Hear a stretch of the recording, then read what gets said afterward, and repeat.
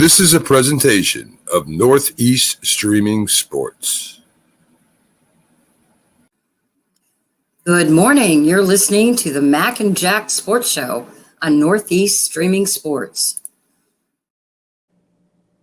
Good morning, everyone, and welcome to This Week in Sports with Mac, Jack, and Jim Jeffcoat. We're coming live on our Facebook page, Northeast Streaming Sports, Mac Sports.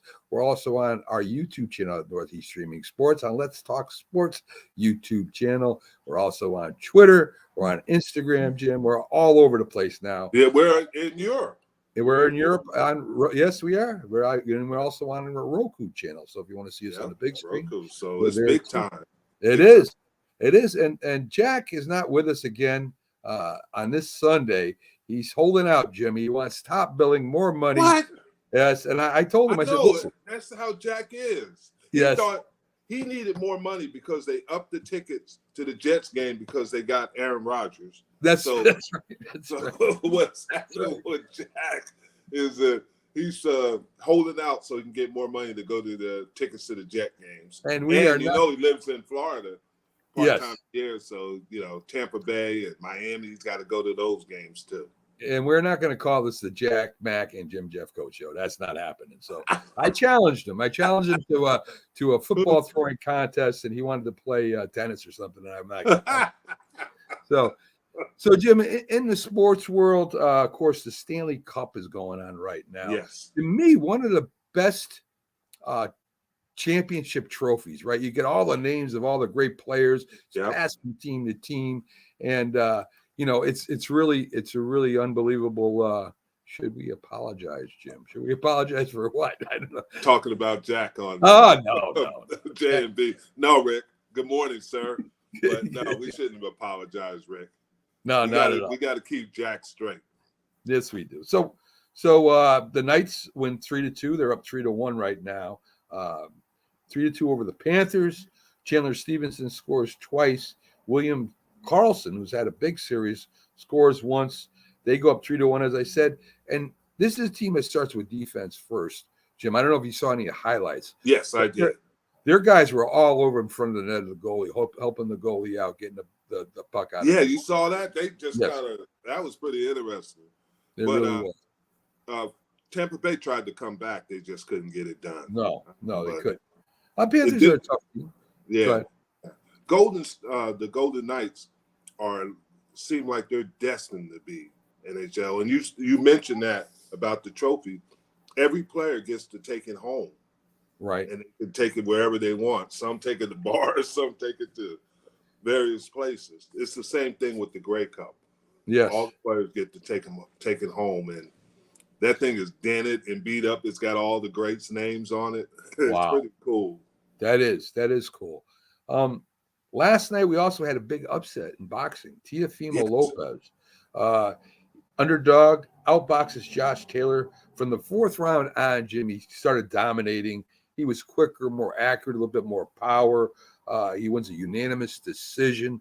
I mean, a lot of people expected that Josh Taylor would handle him pretty easily. So if you picked Lopez and you bet, I made some money last night, Jim. Mm-hmm. Well, that's good, and that's good for boxing, is to have these kind of fights and upsets in them, because you don't want the business as usual. You want the upsets, and this was one, and it's going to help boxing. Yes, and it was advertised as a great fight, and in the way it was, because the underdog did win. But they need to get more boxing matches like this on, Jim. When you have, that's what I said, yeah.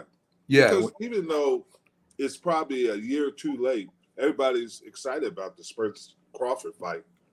I mean, they're going to make a lot of money off that fight. They are on pay-per-view and attendance. We're going. Thinking me and Byron thinking about going up there. Probably not to the fight, but the pay-per-view is $84.99. So yeah. So that should be a good fight. I still like Crawford. I still think he's a little bit stronger, but we'll see. I mean, Spencer's a great boxer, so yeah. And Jack brought up the point last week that Spence might be. I thought that Crawford was bigger, but he's saying that Spence is bigger. So yeah. Well, we'll see. I mean, I from what I saw from one of the highlights I watched, Crawford's a pretty big guy, so it should be a great fight. So coming in, we have one of our first guests who come in every Sunday and Friday too. TGI Sports Talk. Keith Engle joins us. Jim, how you doing today, Keith? Yeah, Good morning, I was Jim. surprised Keith showed up today because the issues we're having with Jack and Jack holding out. I thought Keith might be holding out too. I'm going to see how Jack's situation resolves itself, then I'll make some decisions. Well, Keith, I wasn't going to give him top billing. That's what he wanted. He wanted top billing, a little money, and I told him no. So, this is the best sports talk show, rivalry or whatever you want to call it, since Mike and the Mad Dog back in the 80s. For yeah. He's. I was telling Jim, I challenged him to like a football throwing contest or baseball. He wanted to play tennis, and I'm not playing tennis. That's not a sport. So. But anyway, Keith, interesting thing. I mean, I don't know. I'll get your thoughts on the Stanley Cups before we start. The Stanley Cup, you got the Knights up 3-1. Jim says it looks like they're going to. It does look like they're going to win it. Very good defensive team, as I watched a little bit last night. Do you see any way that the Panthers can come back? Given what we've seen this Stanley Cup season, I'm not sure that I would count them out, but it's going to be very difficult. They're going back to Vegas where they got blown out the first two games. Right. Here, unlike the basketball, I think the layoff hurt the Panthers a lot. The Panthers were rolling and dominating teams since the middle of the Bruins series, and I think the layoff. I think they had like 11 days off, if I'm not mistaken. Yeah, and I think that really hurt their momentum. When they got back into it and won Game 3, I thought maybe they might have a chance, but losing last night, or was it last night? It was last night, right? Yeah. Yes, it was. The days are getting away from me. Last night is not a good sign for them. I think Vegas is probably going to win their first Stanley Cup, and what have they just been a team for 5 years, and they made it the first year. They made it made it Stanley Cup. Yeah. So great success. So Rick is saying, Keith, that you'd come in today for less dollars because you'll be able to get a word in edgewise. We said that before the show. Yes. Now, I will tell you, in your negotiations, do not pay Jack by the word. No, that's the truth. That's the truth. We were talking about the Teofimo Lopez fight, underdog to Josh Taylor. Everybody thought Josh Taylor was going to win this. There was a few that thought Teofimo Lopez could win it. He ends up winning a unanimous decision pretty much from the fourth round on. Keith, he pretty much dominated the fight. It's good, as me and Jim were talking, it's good to see the underdog win and win convincingly. And I don't know what's next for him. I don't know if Teofimo. I know Josh Taylor probably can't move up. Teofimo might be able to move up, but he's the champion right now of the world as a light heavyweight, I guess. Yeah, I'll give him credit. I mean, boxing is something that's got away from me over the years. As we've gone, it just doesn't seem to be in the forefront of anything anymore, and it's hard to keep track of what's going on. So, I got to dig into it a little more so I can contribute a little more on this show when you guys talk about boxing. But it's hard for me to converse because I don't follow it like I used to. Yeah, I mean, I saw the highlights of it. It was pay-per-view. I think it was like $80-some or whatever. Like everything is now in boxing for the most part. So it's harder to watch like we used to watch when we were younger. That is true. I will tell you to give you a shameless plug. I get most of my boxing information I get from Glove Fist on Monday nights. Yes. They had more stuff on Amanda Nunes retiring after her win. Yeah, in that fight. Yeah, it's true. That is true. And she was a great MMA fighter too. Yeah. The NBA Finals, of course, we got Denver right now. They won the last game 108-95. Other people are stepping up for Denver now. The players, besides, I'm trying to think. Jokic and the Murray. The other players are now stepping up. You had Bruce Brown throwing up 21 points. You had Aaron Gordon throwing up 27 points. Yes. It's going to be tough for Miami to come back if they and win this, being up 3-1.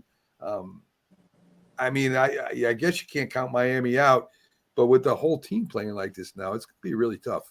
It's going to be very tough. Again, I like Spoelstra a lot, and Jimmy Butler has come up and played big in some big spots when they've needed him, but not often enough. You know, I think what you saw the other night when Jokic was on the bench and the Nuggets lost nothing, it shows you the difference between exactly the top, the mid-level players, right, on these two teams. The difference is just too big a gap for Miami to overcome. I think Butler can't do that. He's not, and they don't have an answer for Jokic either. That's the other problem. So there's very few people who have it. No, that's a good point. No, that's a great point, Jim. I mean, I give Adebayo a lot of credit. I mean, he's on there on the board. He's playing a really good four. But really, that's the only two. That's really the only two. You have to be honest with yourself. What does Miami have? 5 undrafted players that are in crucial roles, and that's not saying anything negative because they're playing their butts off. But you're playing. I mean, those Gordon 5 guys have been a big top 5 pick. Yeah.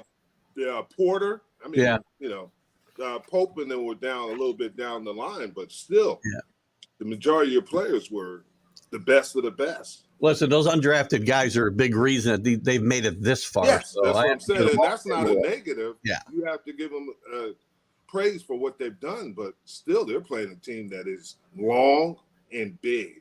Yeah. Nothing to be ashamed of this Heat team. If they should go out and lose here in Game 5. They have nothing to be ashamed of. They had to run quite a gauntlet, I think, to get here. Remember, they played in the play-in tournament, so it's only. They said in the playoffs, Miami, the Heat are like 5-1 when they're down 3-1. The only team they've beaten was obviously the Celtics. Yeah. So I mean, I know. I think I pretty much think it's either over tonight or Game 6. Maybe Miami holds out one more game. We'll see. They go so it's actually going to be played tomorrow, right? Monday. Monday night, in Denver, and I think it's going to be very tough for the Heat to win that game. I really do. I think so, and I like the Heat. I like how hard they play, but me too. It's just tough. I mean, the advantages to obviously Denver, the Nuggets. They need to go out and get another superstar. The New York papers were talking about the fact that Pat Riley, they feel right after the series is over, he should go out and sign trade for Damian Lillard. He mentioned, we talked a little about Lillard on Friday, Mac, and it's still up in the air whether the Trailblazers are going to trade him, but he mentioned 2 teams. Yes. One of them was the Heat. Yeah. Well, I mean, playing for Pat Riley, that's a heck of a, as a coach and as a GM, he's done an incredible job in position. So, agreed. So the Yankee news, they won last night. They're 10 games above 500 with all the problems they've had, all the injuries, all the new players coming up, moving players up and down.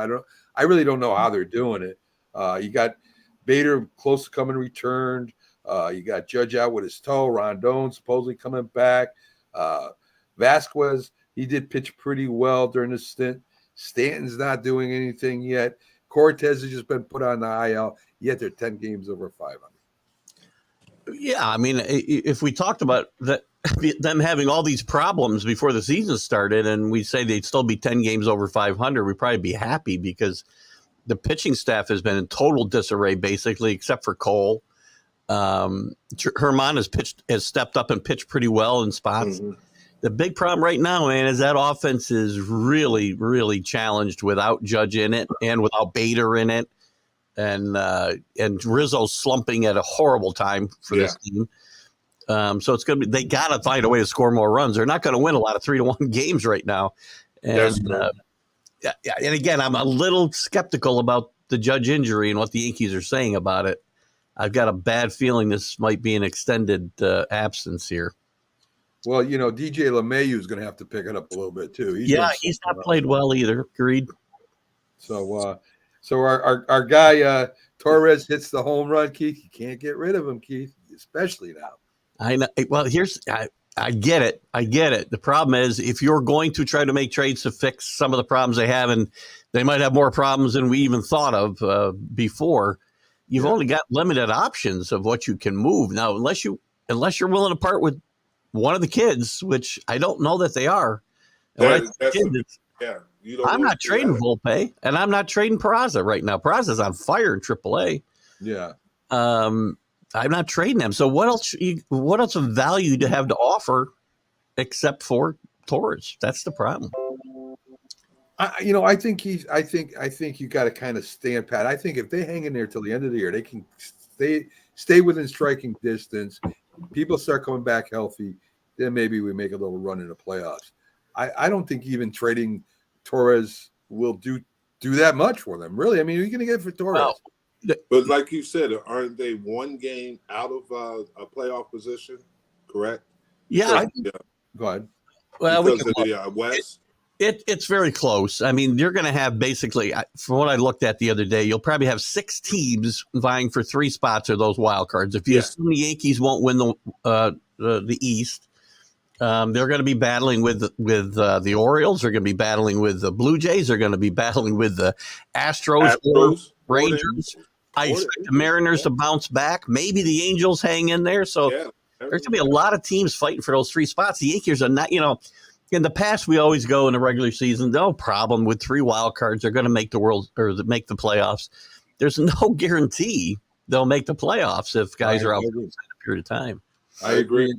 And Texas, I mean, even without their ace, is still winning. So I'm surprised Texas, they signed DeGrom. DeGrom's gone, and they're still the bats are they're off. Yeah, that's what's helping them is they can hit the ball. Their offense and getting on base at a better clip. One of my problems, and I always told Alan Perales, who's a big Rangers fan and follows all our shows a lot. He was really trumpeting them during the preseason, and I was still a little down on him because this offense, as good as it is, they didn't get on base enough. Their on base percentage last year as a team was like .299. That's not, you don't win with that kind of on base percentage. They've improved that to about .340 now, so that's definitely much better. Guys getting on base and the thumpers are driving them in. They scored more runs than anybody in baseball. Yeah, and that's what I was going to say. Their points differential is the best in baseball right now. And their pitching staff has been good. That I still worry about the pitching staff holding up the entire season, especially that bullpen. Their bullpen doesn't make guys swing and miss a lot, which is a problem. And the problem is who are they going to? The same problem that the Yankees have. Who do you trade? Yeah, get more pitching, and who are you going to get? Bass is out there, but he's got some. He was a Ranger, but he's got some issues. Who was it? I didn't. Bass from. Yeah. Released him. I don't know that anybody's going to sign him away. Man, I don't think exactly right. Because that's but there's not a lot of things out there they can trade and get. Same with the Yankees. Yeah. Trade Torres. If you're going to trade Torres, you better get somebody pretty good. Well, really good. The other side of that, and, I'd say if they're going to trade, they trade Torres. There aren't going to be that many guys available. There's so many teams that are going to think they got a shot. They're not going to trade. No, they're not going to trade. And the A's and Royals don't have anybody you want, by the way. So that's the truth. Past news, Kendrick Bourne is focused on a bounce back season. That's going to be very important for the Patriots and their wide receiver scheme. Huge, and I like the fact that he took a lot of responsibility for his lack of production last year. He put himself in a doghouse early in the year. When he did play, he really didn't. Whether he got a chance or not, it's a different story. But he even said, "I didn't produce at the level I should have, and I want to be." A guy who helps his team like I did 2 years ago. And that's important to this team. Whether Hopkins comes in here or not, they need Kendrick Bourne to step up and be the player he was 2 years ago. Because his stats wouldn't blow you away if you looked at him right in the box score after the game. But when you watch him, he was always making big plays when they were winning 2 years ago. And he needs to be at that level. And they need to find a way to get him involved at that level going forward. Do you think D-Hop would really go to the Patriots? Said Bill O'Brien and them had issues. The fact that he's taken a meeting with him this week, I think, says yes, he would go there. I think they can get past the Bill O'Brien issues. And Jim, you can speak to this. I've said this a lot in this topic about him and Bill O'Brien, that the dynamic between a guy who's a head coach and a player and a coordinator and a player is much different. Yes. And I think Bill O'Brien's a professional guy and can I hope they're both professional guys and you get past that. Well, if that's true, the same thing is going on with the Eagles, with Patricia and the DB that was at Detroit. I can't remember his name. Yeah. So you got the same. Patricia's not really on the field. I don't even know what his role. He's an administrative something or other. I don't even know what it is. But I don't think he's going to have a big field presence. He might during training camp and all that. But I think But I think sometimes bad feelings are bad feelings. No, I get it. I know probably they're going to kiss and make up because obviously Hopkins is looking for the most money he can get. Yeah. And there's only a handful of teams that really have the money to actually sign him. If, there's talk that he wants to get above where Odell got, which was $15 million. Oh. I don't know if 14 is what I'd heard, and that's going to be tough enough. He thinks he's going above 15. I don't know if he's going to get. Could the Patriots pay him that? Patriots could maneuver. They got about $12 million in cap space, I think now, so they could maneuver and get probably to 14. But the Ravens, the Lions, the Patriots, and the Eagles are probably in the best spot as far as money goes to sign this guy. The teams he prefers, the Chiefs and the Bills, are in the worst spot. Yeah. They've only got I think Chiefs have just over $1 million in cap space, and the Bills only $3 million.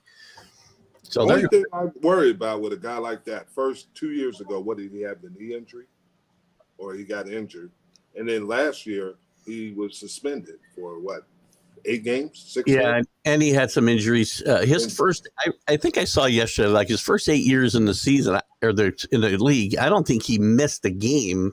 Yeah. And the last 37 games, he's missed 15. So that's, part of that durability is an issue.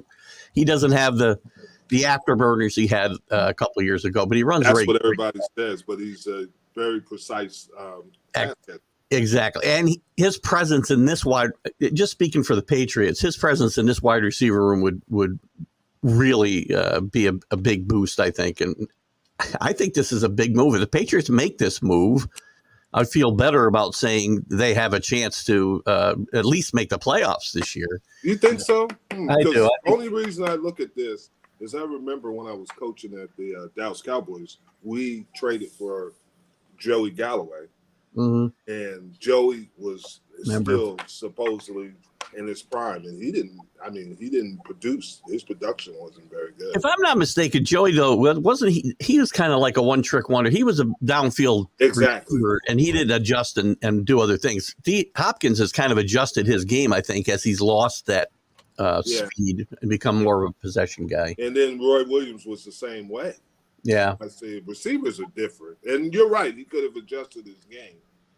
But is he a Hall of Fame one? Because Terrell Owens brings you to there. He was paid for all those teams, but he was effective for all those teams. Yeah, that's true. The other thing too with the Patriots and Hopkins coming in here, this is a big year. They need to evaluate Mac Jones. Is he the quarterback of the future? And this is going to be a year that tells what they're going to do with him. And they need to give him as good a chance to succeed as possible. And bringing Hopkins in here will help that and help them evaluate Mac Jones, I think, going forward. This is a big year for them. Playoffs or not, they're going to have to find out about Mac Jones. They got to decide whether to pick up his 5th-year option after this season. So and they signed Schuster too. Juju. Yeah. I think he'll be the guy that really shows out. I hope so, Jim, because I'm not, I don't know why, but I'm not a huge fan. Just the swap of Jacoby Myers for Juju Smith-Schuster doesn't seem to do a lot for me. I see the same player, and all we did was, save a couple $1 million. Well, the only thing I look at is the Belichick way or the Patriots way will help.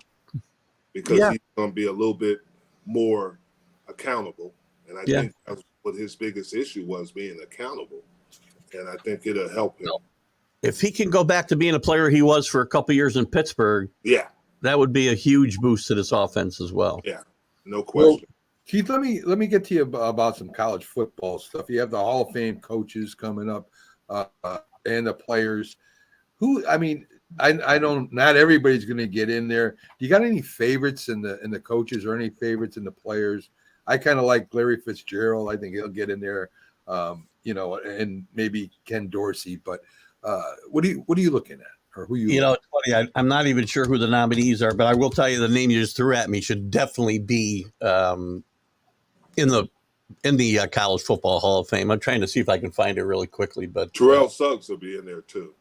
I was trying to see if I could find it quickly because I haven't looked. You've got Michael Vick's eligible.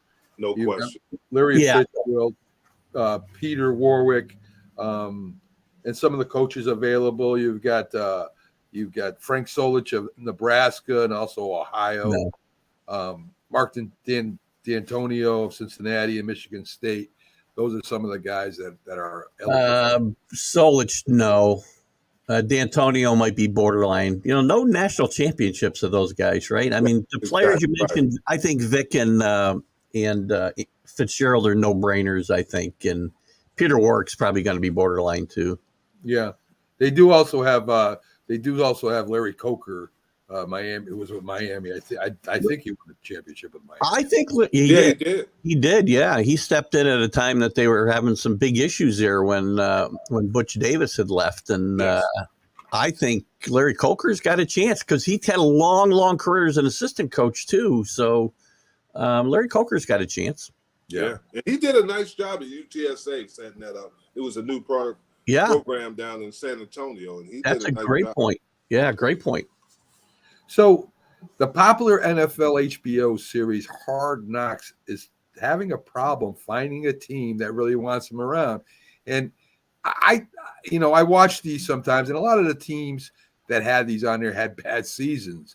I think it's distracting for the players and the coaches. They say pretend that the camera's not there, but how can you pretend that? Come on. I mean, I think the distraction alone during the camps and stuff is why these coaches are not wanting them. There's some teams that have wanted it to happen because they want the exposure. I know when Rex Ryan was with the Jets, he wanted them to come there, because they want the cameras. But the way it's set up too is, if I understand this correctly, there are teams that the NFL can say you have to accept. There's 4 teams. I think there's 4 teams this year that can't say no. The Jets are one of them. And Robert Saleh said, we're not doing it. But I don't think if push comes to shove, they can really say no. Yeah. Because there's criteria that keeps you. If you have a first-year coach, you can't be forced to do it. If you've made the playoffs the last 2 years, you can't be forced to do it. Things like that. There's like 3 or 4 different. And I was when I was coaching for Dave Camper at the Cowboys, we did it, and it is very distracting. I remember that year. Yeah. It's they're in everything. Wasn't T.O. on that team? No, he wasn't on that team. No. T.O. came later on with Parcells. Was that the year Damian Amendola was a rookie and trying to make the team? Yes, I think that was. Yeah, because it was somebody, and I don't know if it was Amendola, but one of my Amendola was somebody else. One of my lasting memories of that season was that there was a guy catching punts, and he was looking to see how many balls he could catch. Who was it? It wasn't Amendola. It wasn't? Okay. No, it wasn't Amendola. But that guy caught like 10 balls. I know. So it's I imagine they got contracts that they gotta fulfill. They're already paid to the NFL or whatever. So I mean, sure, that's what it's got. It's got to be the dollars in the contract. Why? Yeah, just like everything else the NFL locks themselves into. Now they've created kind of a monster. By the way, they have a series that continues. It used to just be in preseason. They have a series now that continues through the season on HBO. They followed the Cardinals last year. Yes. Right. Yeah. Was it HBO? Was it Amazon Prime? I think because Amazon Prime has one, but it doesn't air till later after the season. This was airing week to week, and it was HBO. It was on HBO Max. I remember that. Yeah, I haven't watched it, but it was very good, actually, especially with all the drama going on with the Cardinals and the coach and everything. So it was very interesting. Yes, Vegas has the Cardinals as being the worst team in the NFL. I don't doubt that may be right.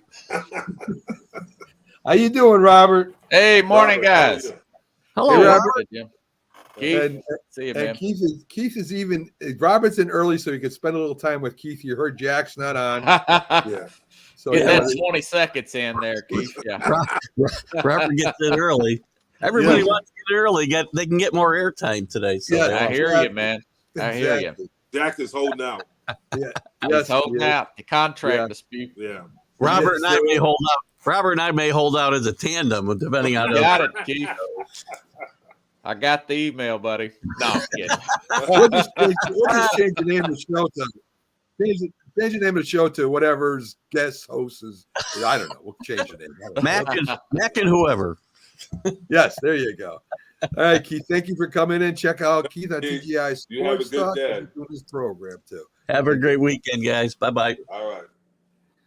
So yeah, Robert, we have had Jack wants top billing. He wants to be the Jack and Mac show, and I refuse to do that. So, he's holding on. And, Well, but anyway, we were alphabetically correct. It'd be the Jack, Jim, and Mac show, but I'm not holding out. So all right, good. There you go. So Robert, of course, I send you some stuff and get prepared a little bit for the segment because we look forward for a lot of different things in sports that happen that we really don't look at during the week, and they're big things. And the one thing I want to talk about is Brittany Griner shows up at a Texas airport and runs into some trouble. Her and teammates. Can you tell us a little bit about that, Robert?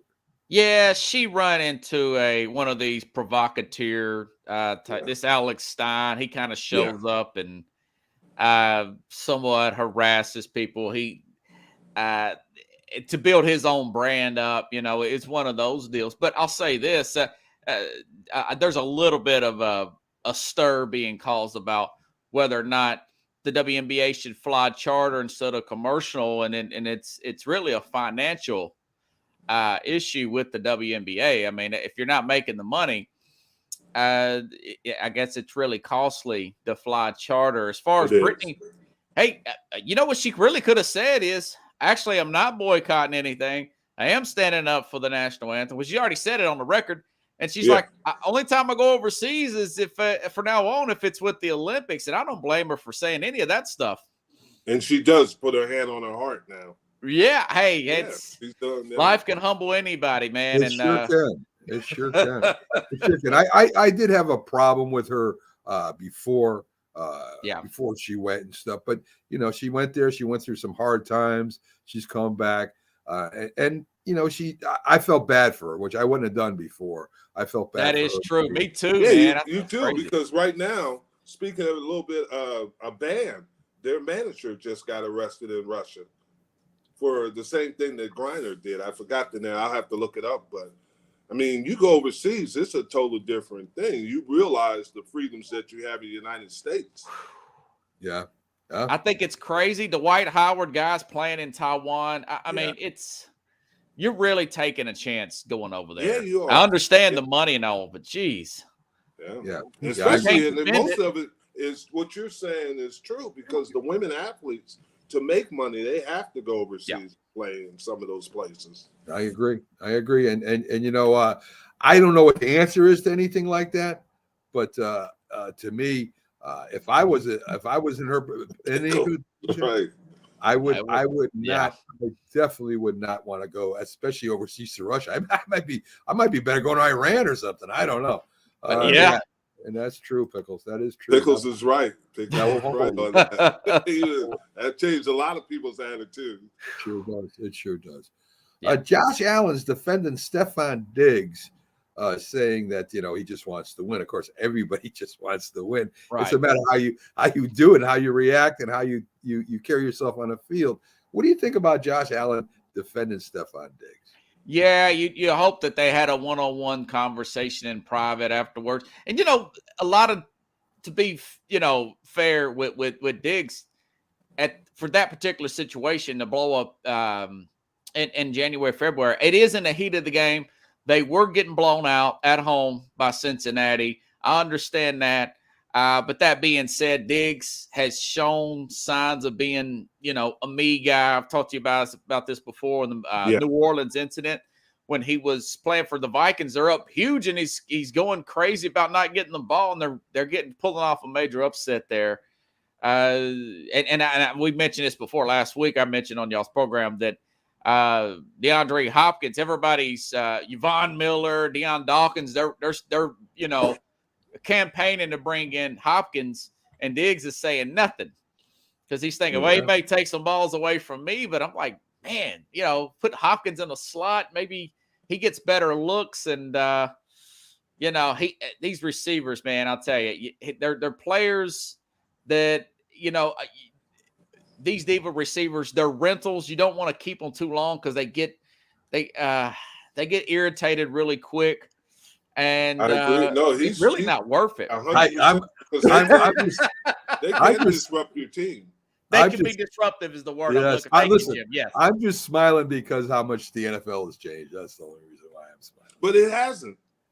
Trust me. Jim says it's the same way 30 years ago. What happens is now you have more media exposure. But receivers have always been. I played with receivers like that. If you don't think that receiver wanted the ball, he was open every single play. All 60 plays, Jim. Yeah.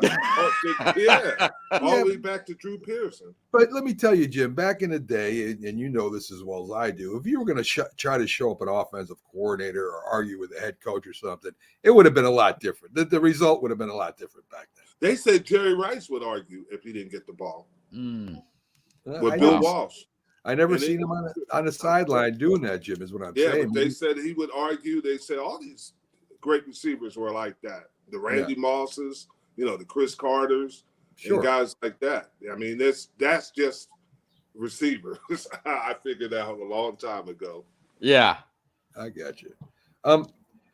Rodgers having the most fun he's had in a while, actually being at minicamp. Maybe he would have enjoyed being at Green Bay too if he was there for a little bit longer. I don't know. Going to minicamp and playing with the players. So, I mean, it's good. I think it's a good sign for the Jets again. Me and Jim were talking a little bit before the show. We don't know if that's going to help them go to a Super Bowl, but at least all's well with Rodgers, and I guess that's their main concern over there in New York, right? Yeah. By the way, Pickles, it's good to have you back, and you're right. Michael Irvin was never not open. Yeah. He would switch positions so he could be open. That's funny, man. That Rodgers, I think, he's got a lot of money already. He's in a big city. It's a renaissance. It's refresh. You could tell he's refreshed by the new location. This is the honeymoon period in air quotes, and he seems to really be genuinely having a good time. He's not the kind of guy that's going to fake having he'll tell you if he's like, hey, I don't really like it here. He's kind of let it know, be sound, and he's into all this. What do you call it? I'll think of it later. Manifestations, acting like he's winning the Super Bowl. That's what I was going to ask you. What happens when he goes on that bye week and goes on that darkest retreat? Yeah. I don't think he'll do that. I just don't think he'll do that. I think this is a 2-year deal, and they do know that. But everybody, you get rejuvenated when you go to a new situation. Yeah. So I understand that. But how is that going? Do you think that's going to be that much of an impact? Well, I mean, their defense was top 5 in just about every category last year. Now, the key is, he had that calf injury. Yes. And that's my concern. You get all this hype, and the guy gets hurt in like week 2, and he's out for 6 weeks, and you got Zach Wilson back in there. That's true. I'm glad Jack's not here. He would be bummed out for me saying that. We got to call balls and strikes, You're right. You might not have had a chance to say that with Jack being here because, he would have talked over the top of you. Yeah, he would. The Blue Jays. They ended up dropping a relief pitcher following anti-LGBT. Oh, that was Toronto. Yeah, Boston. It was Toronto who did that. Bass. Yes. Yeah. So what do you got on that? I was looking now. I will say this: they said it was performance based. He does have a 4.95 ERA in 22 games. He's 35 years old.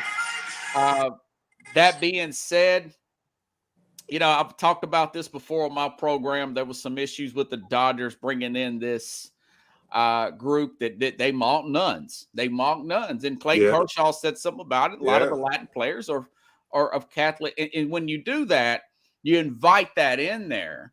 And then I noticed a few weeks later that the MLB, they made their logo back to logo instead of the gay pride logo. They made it back to logo. And I think what it is these underlinks around these leagues, they're they're believing the sports media over their fan base. And I think that's what the issue is. Yeah. And just, people just want to watch the game, man. We don't want to do call. And I think sports in general, they're starting to slowly, even Adam Silver, he said, even if it's my politics or my air quote issue, I want to watch, for example, the game is good itself, And you bring up a good point, Keith, is because sometimes you want to watch sports to escape from escapism is what it is. Doldrums. And you want to escape. It's just like on this show. Without Jack, we escaped from the doldrums of this show. No, wait a minute. They've been doing it since the 60s. Yes, exactly. How about Joe Namath, He reminds us of the 60s. He knows. Oh, yeah. And most of shoot, I was still a toddler in the 60s. Man, I was born in 81. So, yeah, Jack is our historian, and he does add value that way. I mean, it does bring up some of the great things that's happening. He does bring up a lot of great things. Yeah. Yes, he does. And, yeah, definitely. Pickle says leave it in the locker room. I agree with him.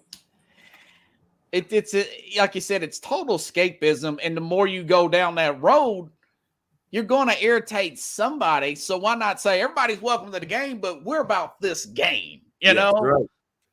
And trash me. Oh, okay. There you go, Jack. We try to save something behind your back, We're not trashing you. We're just we can't help it. You're holding out, Jack. You're holding out on us. He could be here this morning, but I know he's listen. He's busy. He's Antonio Brown down there acting like he's not watching. You're a diva now, Jack. Yes, he is. Stephon Diggs. Yeah, he's doing his boxing thing. Let him alone for a little bit. We'll get more back to Jack near the end of the show. I love Jack. He's hilarious, man. I do too. I think. Yeah. Man. So we've talked about this before. You want a new contract? Of course you do, Jack. Jack always wants a new contract. Oh Lord! You're not getting top billing either, funny, Jack. man. It is still going to be the Mac and Jack Sports Show. It's not going to be the Jack and Mac Sports Show. So I think me and Byron and Jim have talked about this before. Byron, OCU Manura over in Africa. He's getting them to know football. In fact, he sent a couple players over here that have played in the NFL. What do you got on what he's doing there? Well, I read that article. It was 125 players that are native African players. I did interviews on Dan Dave Harris. He's in the UK. He says some of his friends have turned away from soccer more than we would think and turned into football fans. Support Jack Wager's better working conditions. Yeah. Pickles is a union rep. Go ahead. Slave labor, these child labor laws. Pickles is his agent. Yeah. Yeah. And, but no, this is a growing game. There was a report about 2 months ago, guys. I read this, that one owner said there's a real possibility in the near future that there could be a division in Europe. There could be I think we talked about that. So yeah, there's a lot of African native. The NFL's growing. It's guys. I'm on Facebook. I've got friends in Africa, Kenya. I mean, all through different countries. They ask me about getting them jobs in the NBA and stuff, and they're like students. And I say, man, I just look like an agent, man. I don't know anybody. Come on, Keith. I just look the part, man. Hey, listen. But I did stay at a Holiday Inn Express last night. Their father left them $1 million, and they can't get it unless they have somebody from the U.S. right. Of course, that. Oh, yeah, you got the scams too, but they think that I'm some kind of culture agent. But I'll have people from Africa ask me football questions too, man. And I said, okay, interesting. There you go. American football too. And I'm thinking, you sure you're not asking me about soccer, sir? No, American football. That's okay. Well, that's awesome. Well, some of those places over in Africa, really, honestly, are wrestling is big too. Yeah. Wrestling. And what Humanero is doing is helping some of those kids. He sees some, obviously, some potential in those kids and giving them opportunity, because they're doing it with.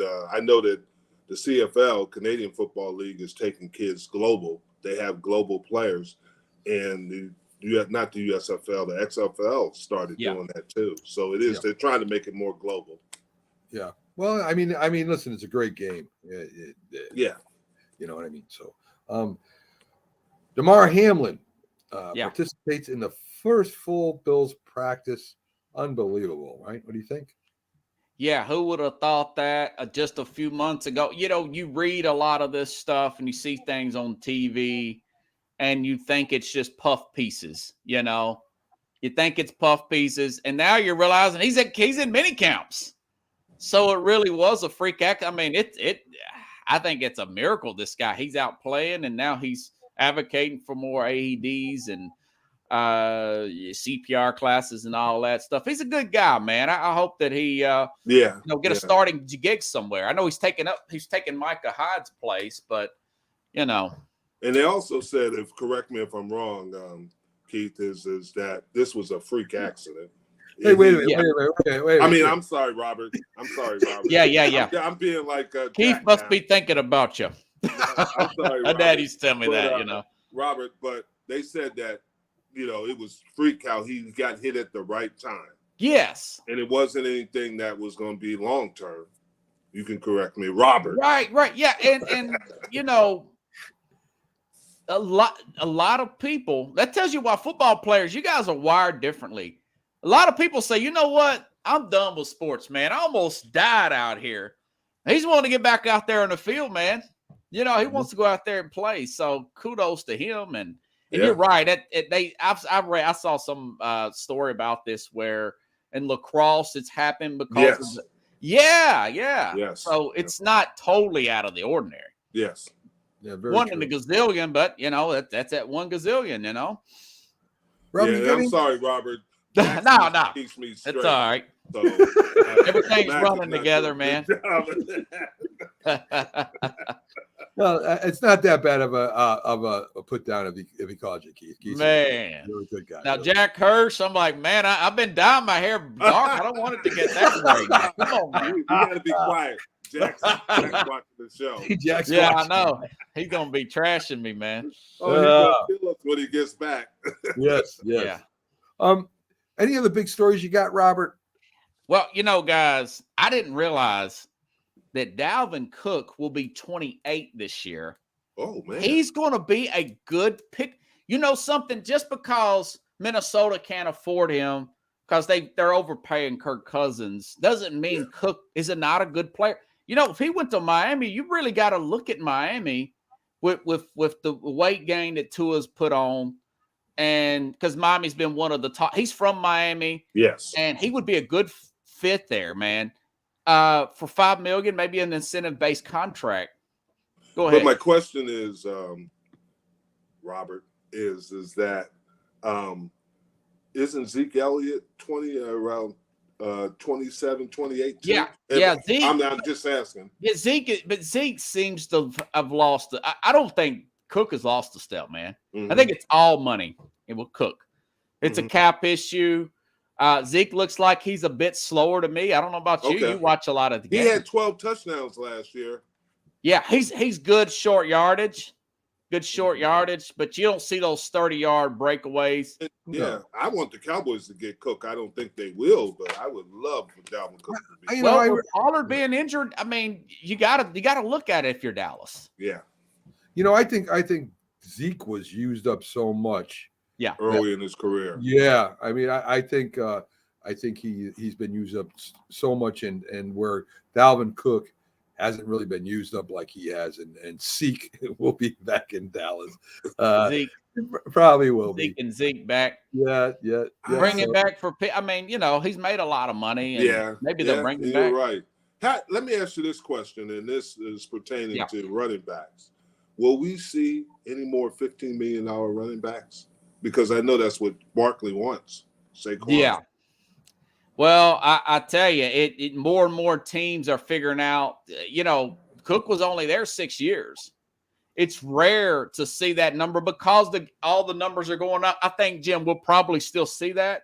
It'll just be less frequently. I think it'll be, and running backs got to realize it's going to be tough to get a good second contract. You'll get a contract if you're still productive, Right. But you won't get the big money like the quarterbacks or the receivers. I just cannot see that nowadays. Yeah, on the second contracts, because the likelihood that you'll finish that contract is really difficult, right? When you say, yeah, well, a lot of teams are using. They're just moving off. I mean, Kareem Hunt's still out there, guys. Yeah, that's true. And Kareem Hunt's a decent player too. So the Kansas City had a 7th round pick as a running back, and he was Pacheco or whatever. Yeah, Pacheco. So Pacheco, yeah. I mean, so it's just hard now. Derrick Henry, he's kind of broke them. I thought they would move off Henry to this year. He's a $16 million guy. This is probably it for him in Tennessee. I would say so. Mm-hmm. Yeah. As far as big money, he'll probably get picked up on a roster. A question for you, for both of you. Do you think the cover of the Madden 2023 this year, do you think it's become a popular contest rather than the best player? They got Josh Allen on the cover this year coming up. The guy hasn't won a Super Bowl, hasn't won an MVP, hasn't been a first team Pro Bowler. I'm to say he's a great quarterback, but is it now changed where it's more popular than it is on what you've done and playing football on the field? You go ahead, Jim, if you want to go first. Well, here's my theory on the whole thing is just like you said, it's a popularity right now because Madden has been struggling in the last couple of years, believe it or not, in sales. And they're trying to get their sales up.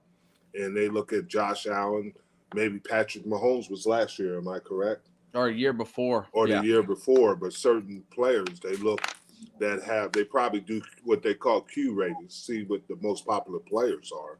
And Josh Allen must have been a really popular player because people were complaining that Jalen Hurts should be on the cover, and he wasn't. Yeah, that's interesting. Pickles, he says he supports the Titans for Hard Knocks. We talked about this, Pickles.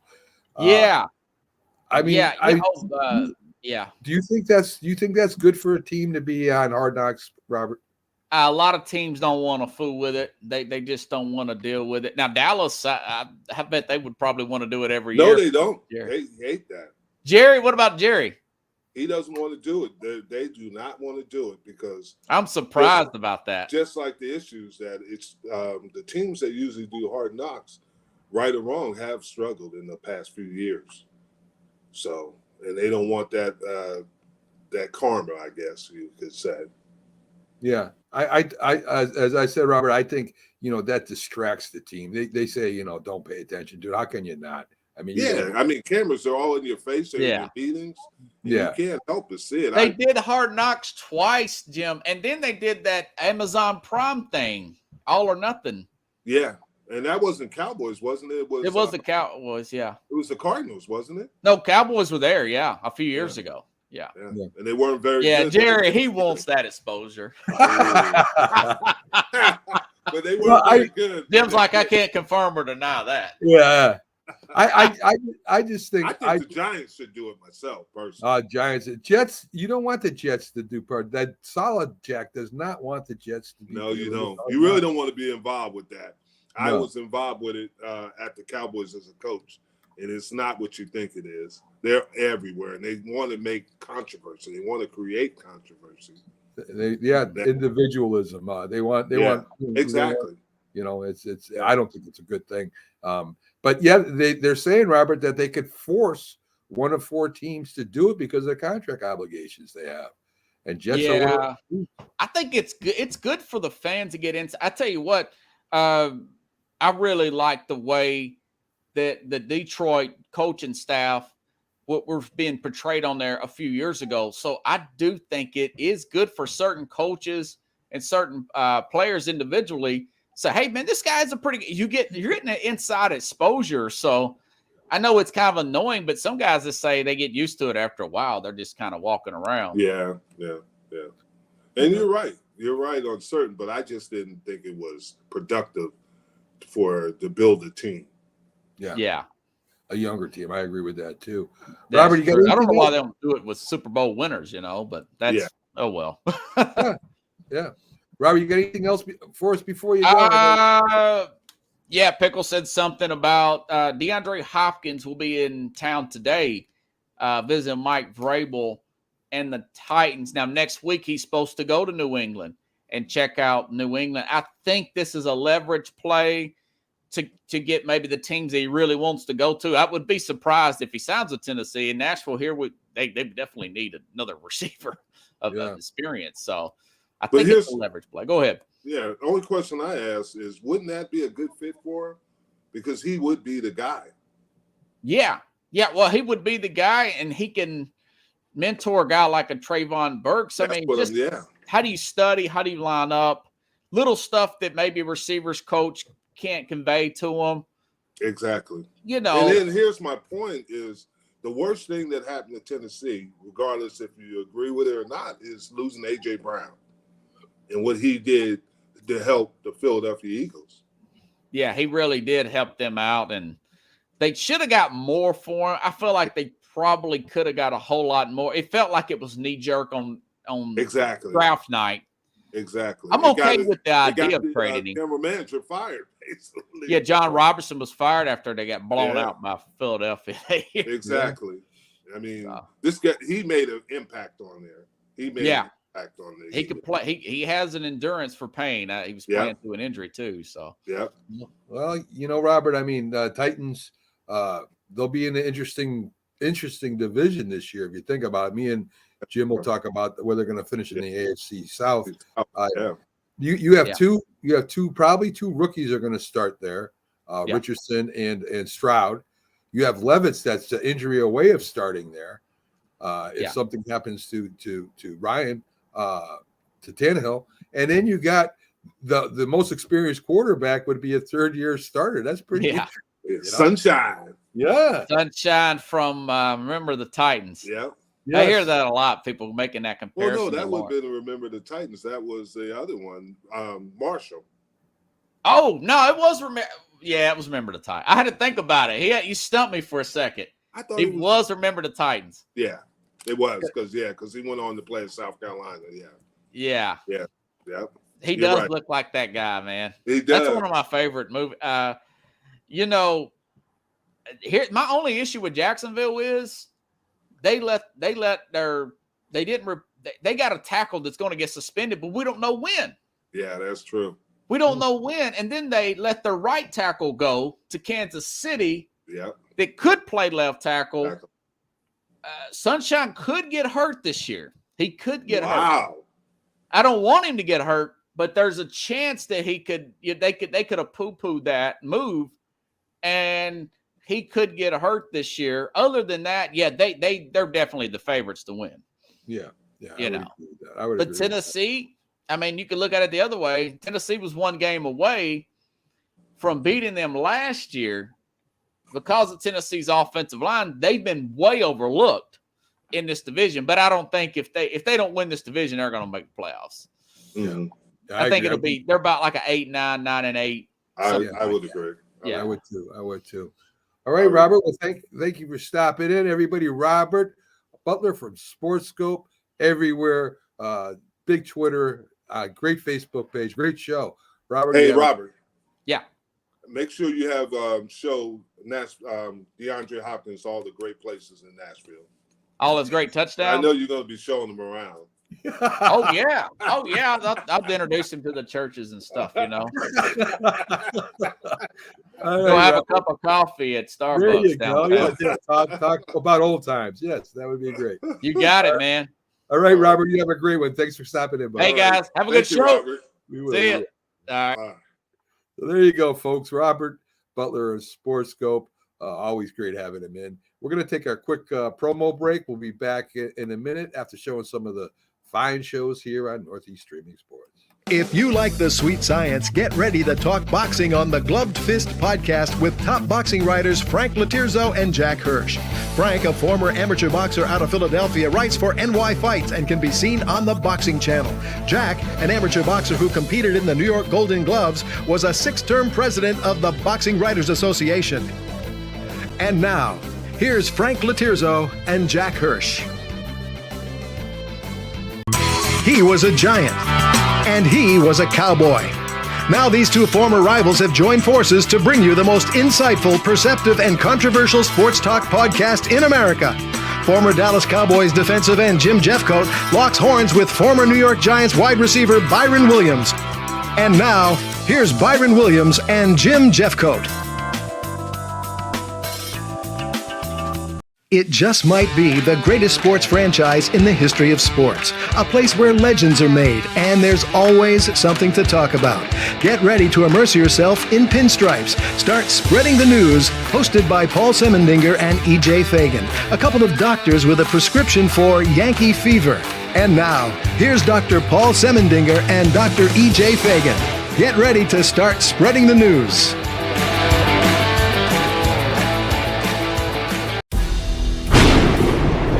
See right now, without LeBron, Lakers are struggling. Let me tell you about a team I hate, all right? I know the Dallas Cowboys fan is here, so I had to make sure he knew how much I hate this team. I'm ready. I've often said that the people who run baseball, they try very hard to ruin it. I'm from Brooklyn. I don't have a problem saying it to his face. Oh, I'm from Brooklyn. Hey, get any...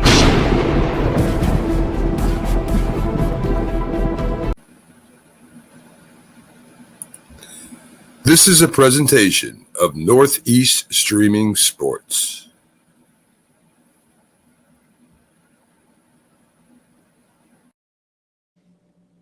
Good morning, everyone, and welcome back to This Week in Sports with Mac, Jack, and Jim Jeffcoat. We just had on Robert Butler and Keith Engle, who gave us their insights in some of the sports topics we have coming up this week. Jim, let's jump back into the MLB for a minute. A little MLB news.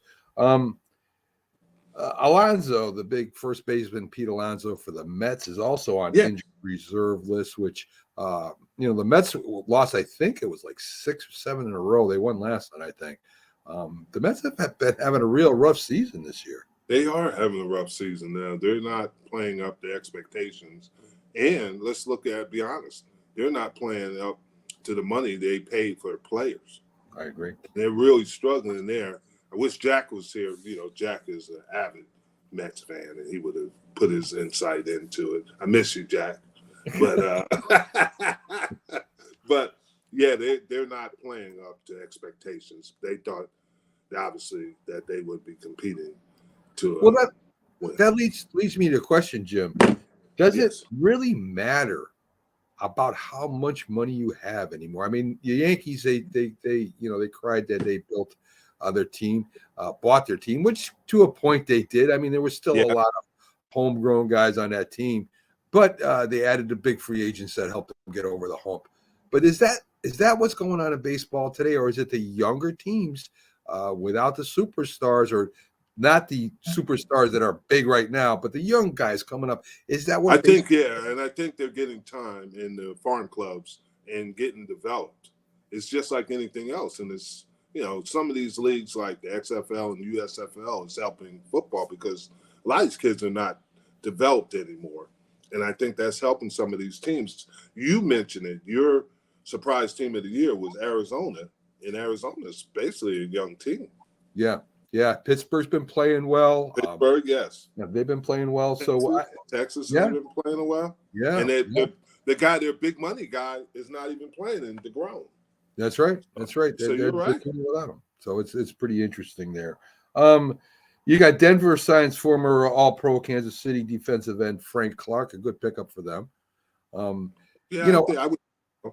I think Denver is gonna have a decent year. They're not gonna win it this year. I think Sean Payton will change the culture. Will get a little bit more discipline on that team. People aren't going to just be doing what they want to do in the locker room. I think it's going to be a different type of place in Denver this year, Jim.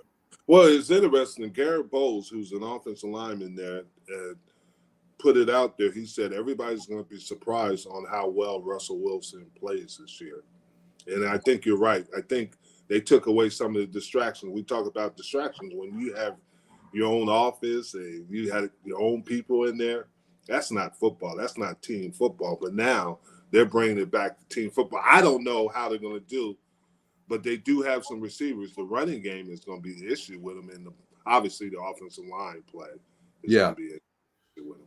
I agree. I think. What do you think, Jim? I mean, you were coaching before. You give them 3 years to really start making the advance. I mean, is there a time? I think in 2 years he can make an advance. That's just you learn the players and get them organized, and then you can do it. But we weren't very successful, and when Parcells came, he turned around. We went to the playoffs the first year he was there, and I think you can do that. And you saw the success in Miami and Minnesota with new coaches in their first year. So it wouldn't shock me if he makes an impact, because you look at the division, Kansas City is obviously the best team in that division. But, I mean, even the Chargers or the Raiders can take a step back. And that might be an opening for the Broncos. I'm not saying that's going to happen, but there's a possibility of that. Yeah, I mean, I'm still not hyped up on San Diego yet for some reason. I don't know if it's a coaching or what, but I know why you're not hyped up on San Diego. They're in LA. That's true. But no, you're right. You're right. I think this is a big year for the Chargers, and the reason is they got a really good quarterback in Herbert, and they got people around him. But can they make that next step? Because everybody's waiting for that next step. And I think there's another coach that might be on the clock. If he doesn't get it done, they might get rid of him after this year, because they're going to say, this guy can't. We got this guy that they're saying they're all real. He's a Josh Allen type of quarterback. Right. Where they can impact the game. You can win with them. But these coaches, that puts a lot of pressure on them to have some success. I agree. We'll give you a little Jets news. Jack's not in, so we'll give it to you. Of course, we talked about Aaron Rodgers, having most fun he's had in a while. That's big news for, I guess, the Jet fans out there. I guess if you have an injury and you're forced to stay in camp, because he had that calf injury, he had to stay to get the therapy or the personal trainer working on him there or whatever. Of course, he's going to have fun. I don't see, Jim. I know he's been in Green Bay for a long time. Probably a pretty boring.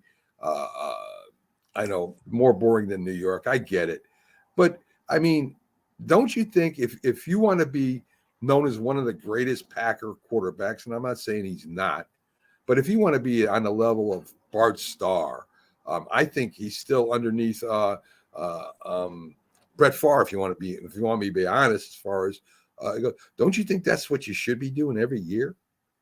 I think you should, but sometimes a change of scenery is good for you.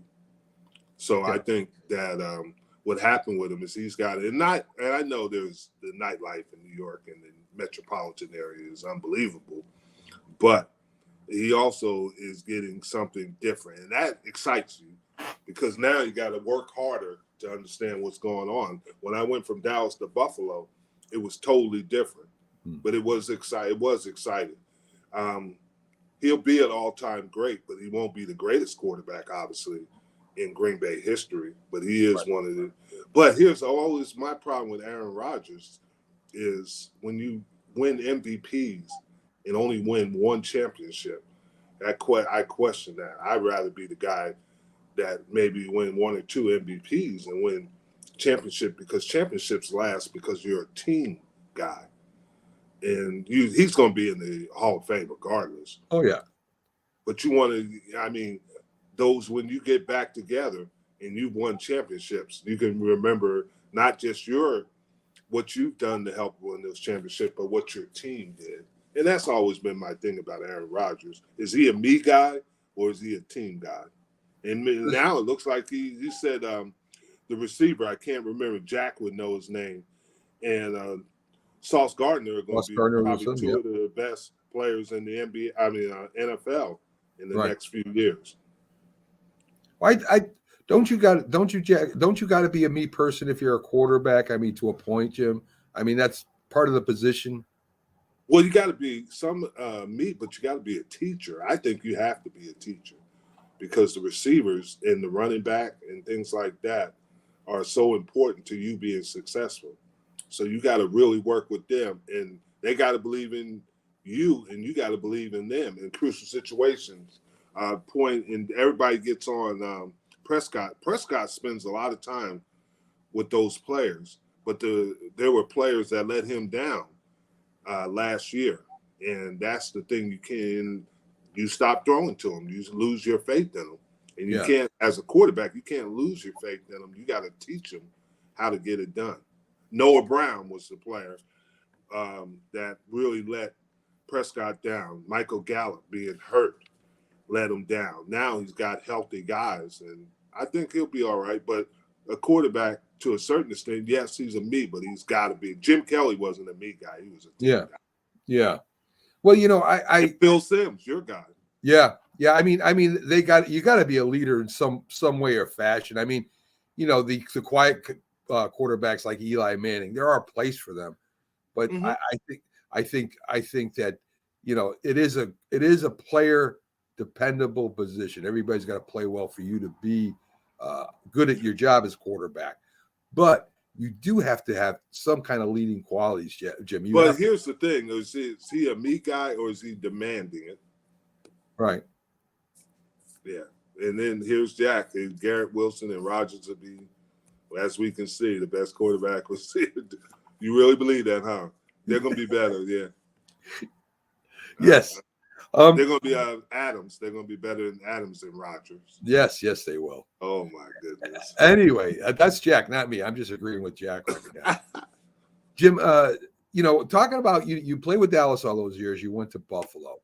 What kind of culture shock was it? I mean, you went from Dallas is a pretty good sized city, right? Houston's pretty big out there. I mean, Dallas has some big cities. You go up to Buffalo, you're up there and it's snow and and I mean, was it a culture shock? You getting adjusted? Yeah. When I first signed with them, I went into the stadium, and at that time it was Rich Stadium, and it was snow, all the seats, because the offices were in the stadium. And I'm looking, wow, there's a lot of snow out here. I mean, you could even see the field and everything. Right. My wife at the time, she said, is it like this all the time? Because she saw that snow. Yeah. And she grew up, she was originally from Ohio, and I was originally from New Jersey, and I had never seen that much snow. But the summers were beautiful up there. Yeah. I mean, and the people loved the Buffalo Bills. I mean, they live for the Buffalo Bills. Yes. So now Jack's starting to throw things. He can't do it in person, so he's going to throw some things. You're right, Jack. He benched me in Buffalo. He benched me in Buffalo. I'm going to agree with you now, Jack. Just come back. We're not giving you any more money. You're not getting top billing. Just come back, Jack. There Just you go. Jack had to get his words in. Well, Jack. I've already checked out the market on where Jack could go. If not here, and I'm not worried about it. So there's a good shop at he could be the cashier at a deli shop, and that's nothing negative. It's just that Jack would do a good job. I think especially if they, he could have it like a 60s deli shop, and he'd be really good at it. Yeah, like a diner type thing. Yeah, definitely. Yeah. So, Jim, let's do a little Dallas Cowboy news. You signed ex-second round pick Ben Banogu. Am I saying it right? Defensive end Colts. He's a local kid. He's from Prosper High School, which is north of Dallas. And he was a second round pick for the Indianapolis Colts. They gave up on Tack McKinney, who was a first round pick for the Atlanta Falcons under Dan Quinn, but he had an Achilles injury. So I'm sure the Achilles injury didn't recover properly. Stephen Gilmore did relish a new opportunity with the Cowboys. I heard they've released him since. No, they haven't released Stephen Gilmore. They haven't released McKinney yet? Okay. I mean, Gilmore, Stephen. Okay. Tack McKinney they released. McKinney's the one. That's right. Yeah, so Stephen Gilmore. They're raving about Gilmore and the receiver. They're raving about those two and what they bring in leadership. Brendan Cooks and Stephen Gilmore, they're raving about the locker room, what kind of locker room guys. So Gilmore, I see it because both of them actually were in New England, so they understand the dynamics of locker rooms. And some of the guys, the core guys are younger, except for obviously Prescott, but some of those guys don't understand the core and how a locker room works. Okay. All right. They also, Eric Scott, cornerback, surprise 6th round pick, is also, from what I understand, getting an opportunity. Yes. There was a guy named Calvin Joseph who had issues last year with his buddies from home, and there was actually a murder that his buddies committed in downtown Dallas. And Joseph, he wasn't involved, but he was in the car. And I think that was the downward spiral. And they played him this year. He didn't play last year, and he didn't play very well. And this kid, they're raving about Scott and how he's playing. But I always say this, until they get in pass, because this is the pajamas Olympics. Some kids look good and without pads on, but football is still played with a uniform. Right. So I was going to ask you about the OTAs. I talked to Byron about it a little bit. The difference between back then and today. The mini camps are coming up here.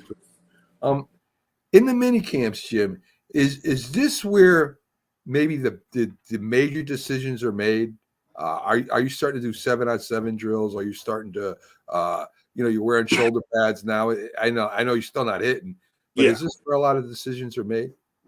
There are. You can see when you put the shoulder pads on and when you put things like that, you can see how they respond to it. Because some guys are just phenomenal athletes, but they're not football players. And you can see how they respond when you have it. And they don't really they wear those safety caps now, and they can't wear shoulder pads. So you can see some of the things. But until they get in full pads, and until Mike Tyson said, when you get punched in the mouth and you taste your blood, then you know if you're a player or not, and if this is for you. And that happens in training camp.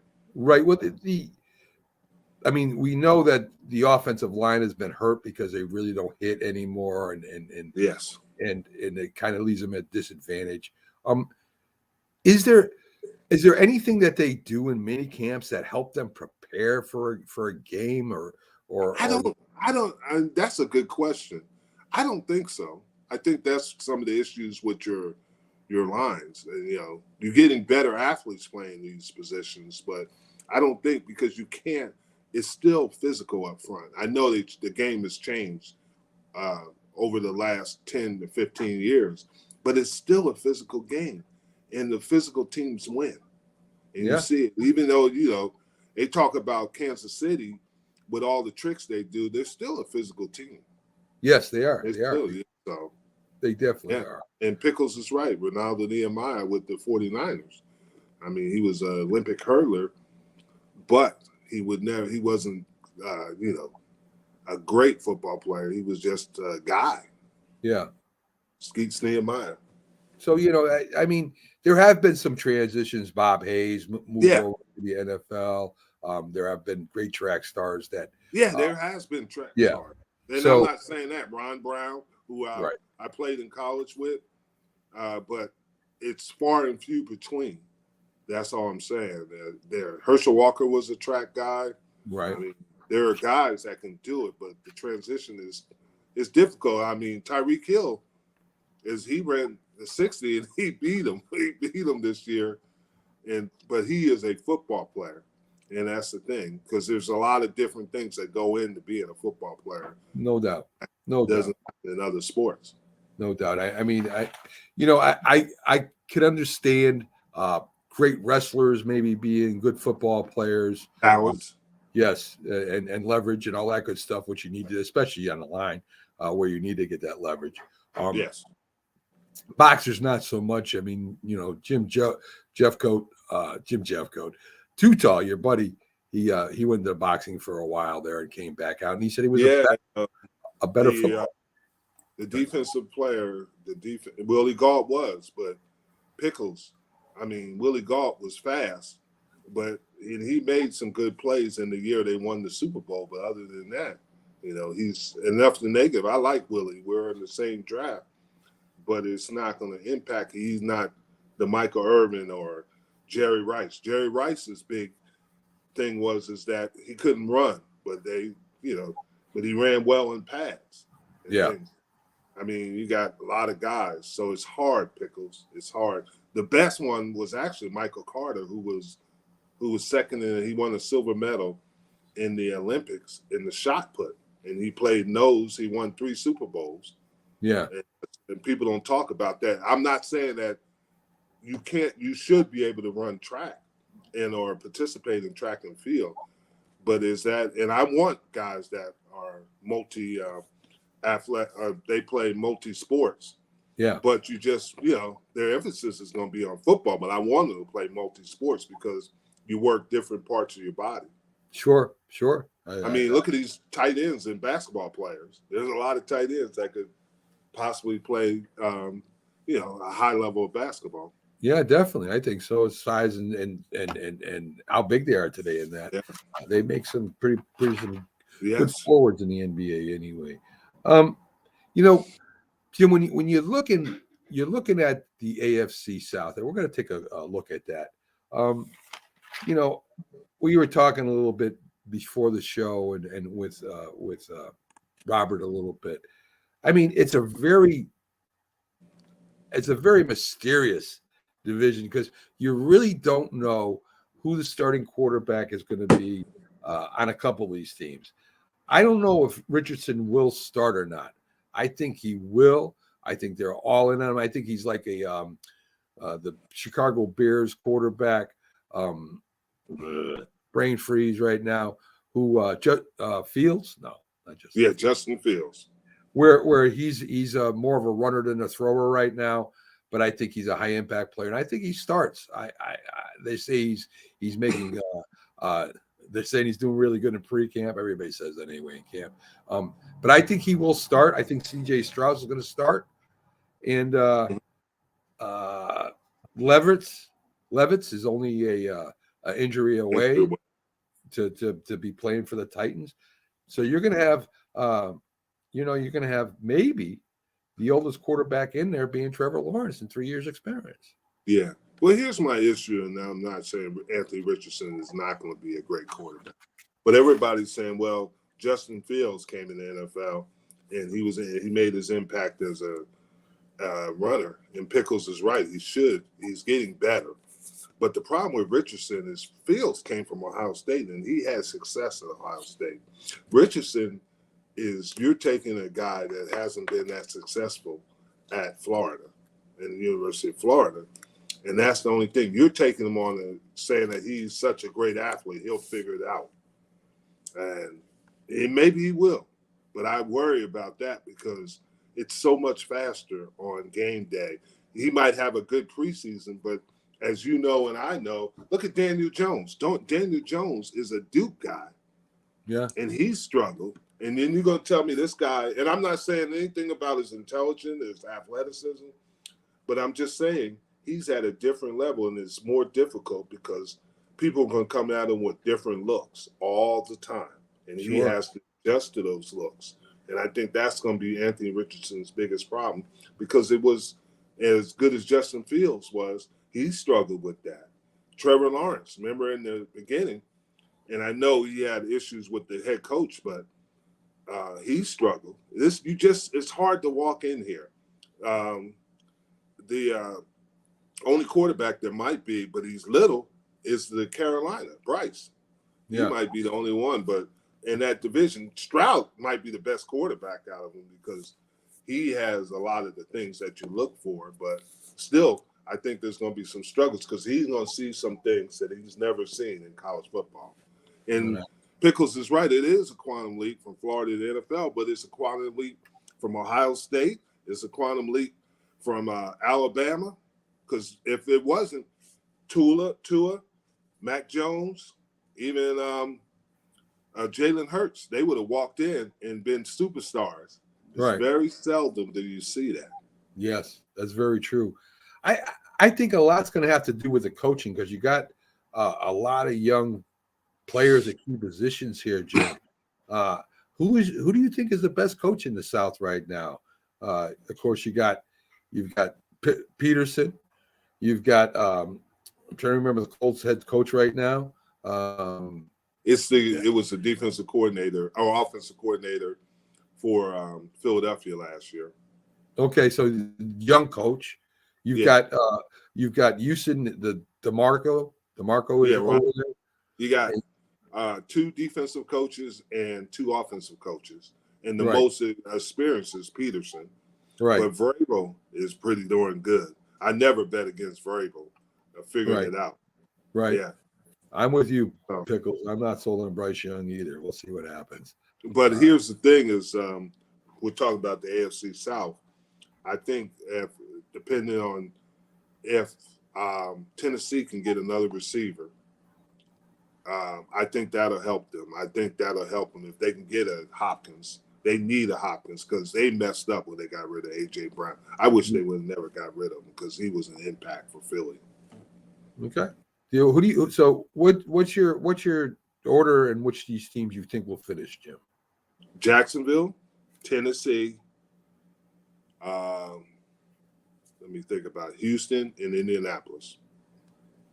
I think Stroud would be better than Richardson the first year. I think you're right. Mine's not that different. I got Tennessee or Jags winning the division, and as Robert said, whoever wins that division is that's it. I don't think there's not gonna be no. Yeah, I would agree. So I got Jags. I'll just be different. I'll go with Tennessee number 1, Jags number 2. I like Houston. I like I think the Texans can. I don't know why I like the Texans so much. I think the Texans. I don't think they're going to win the division, but I think that's going to be one of the most improved teams in the NFL this year. Interesting. I just like the head coach. I like C.J. Stroud. There's a lot of turnover on there. Yeah, that's a lot of turnover on that team from the coaching standpoint. I know we have DeMarco Ryan and everything, but there's been a lot of turnover. It's true. I just think Indianapolis is going to struggle because I think the inexperience. This guy hasn't played a lot. He is a great athlete, but he has not played a lot of football. They still got one of the better running backs in the league, Jim. Yeah, they do. They still got one of the better. I don't know. We'll see. So let's see if I can get to to let people know next Sunday. We are slotted to have Derek Brown in as a guest. He was Notre Dame tight end. Yes. Drafted by the Giants, then redrafted. I think they had that redraft where you can redesignate or whatever. He did play for the Raiders. Yes. And his best years, I guess, was with Seattle, if I'm not mistaken, Jim. Mm-hmm. So I don't know if you remember him. I think it was with the Giants in '92. Sims was still there. Didn't really have a big pro career. He really didn't have a big pro career, but he made it there, and he did have a good college career. So it'll be interesting having him on here. So the former Notre Dame tight end will be with us. So Jim, and I don't want to harp on Josh Allen, but I kind of do today. He's a great quarterback. He's a great running back. Is he the quarterback that can get you to Super Bowl? I mean, I'm not saying you get rid of the guy because he's great, but to get Buffalo to the Super Bowl, what do they got to do? I mean, they had their shot last couple of years and haven't done it yet. I think what's happening is McDermott is under. You can look at it two ways. Either he was going to take some of the responsibility away from Leslie Frazier, or the administration told him, hey, if you don't win this game. And I said, these are teams that were on the cusp, but now they're going in the opposite direction. They just got they just signed Leonard Floyd from the Rams to help with Von Miller. And I think the big thing for the Buffalo Bills is, first of all, McDermott's under a lot of pressure. And that pressure goes to Josh Allen. I think that's what's going to happen with Josh Allen. is that he's under pressure too, because I mean they've given him everything that he needed. I mean, from an offensive standpoint, I think you got a little bit of issues with Diggs, like you said, but that's normal. Receivers, I mean, receivers are like mascots for the Philly sports. They're divas, you know what I mean? They're divas. So that's just the nature of it. That's just the nature of it. And that's not wrong, because that's, as long as they play hard and they stay within things, they can help. But Josh Allen, I think, is a really good, he takes a lot of chances, but he's helped them win some games, not the big games. So. Well, let's welcome the Philly sports guy in today. Pags has had a lot of stuff that's going on today. I'm glad he made it in today. I seen some of his video out there. Ended up, I think, 3 different places before he came in. So, Pags, welcome to the 4. show. Yeah, it was 4 yesterday, and I actually didn't even post number 5 or 6. I was exhausted. Yeah. So we it got was a lot yesterday. We got Pags and Jim back together again. Hopefully, they've made up. We don't. So you'd be happy to know, Jim, that yesterday at the celebrity softball game, there were some Dallas Cowboys fans, and I made sure to make them feel right at home. You know, I just crop dusted them as I walked past. Oh my goodness. Oh wow! No, actually, there was a family of Cowboys fans, and there was T.O. was at the celebrity softball game yesterday. Oh, okay. So, well, I'll be in Pennsylvania today. Actually, I'll be in Allentown. That's where we just were. Yeah, I'll be in Allentown today. What's in Allentown? Going to Danielsville to play the golf tournament for Andre Reed. Hey, he was there yesterday as well. Yeah, I'm doing a golf tournament for him. So yeah, they in fact, we were looking at him and like, who is that? We had no idea who it was, and then he's like, oh, it's Hall of Famer Andre Reed. I'm like, oh, how about that? Yeah, he's from Allentown. Yeah, exactly. So he was part of it yesterday. Saquon Barkley was there. He was there yesterday because actually the ceremonial first pitch was thrown by Andre Reed to Saquon Barkley. Okay, both from that area.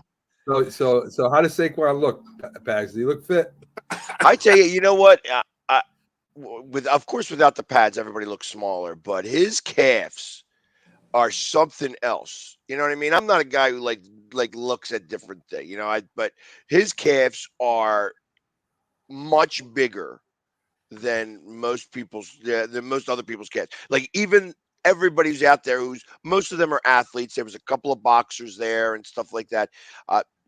By far, probably the best legs, out of everybody that's there. You could just, the definition is just, and the amount of muscle mass that he's got on his legs is really unreal. Yeah. I understand why, like in terms of just the physical specimen of why he should be so great, that really does show when you're looking at a bunch of different people at once. Wow. Well, I hope you yelled at him, tell him to sign a contract for me. Tell him Mac is not happy with him right now. I told him Giants stink. Did you tell him that? I did. Well, right now he might agree with you. Chris Paul to the 76ers. Is that going to happen, Pags? I put that at about 60%. Wow. So I actually was talking about that yesterday, and I put it at about 60%. I think that it's very possible that could occur. I think that he obviously wants a change. He's not ready to give up. I think he's going to take a 3. It's not a matter of money anymore. I think it's a matter of championship. And I feel that he could. It's not a hometown discount when it ain't your hometown. So, but I think he could be financially available for the Sixers. Is he a good fit there for you guys, though? Is he a good fit for the 76ers, Pags? Yeah, I think that if anything, like I mean, when I think about the people that come off the bench and the people that fifth starter who like kind of flopped back and forth. I mean, PJ Tucker was great, but he's only good in short spurts. They didn't utilize him well enough.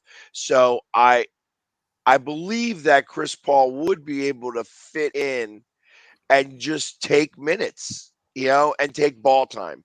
The one thing that I learned here from the last 5 minutes of game 6 and in the fourth quarter and really third and fourth quarter of game 7 is that nobody stepped up wanting the ball. Yeah. You know what I mean? And I don't think that you need to be great to step up with the ball. And I don't think that Chris Paul is anywhere near what he used to be. Mm-hmm.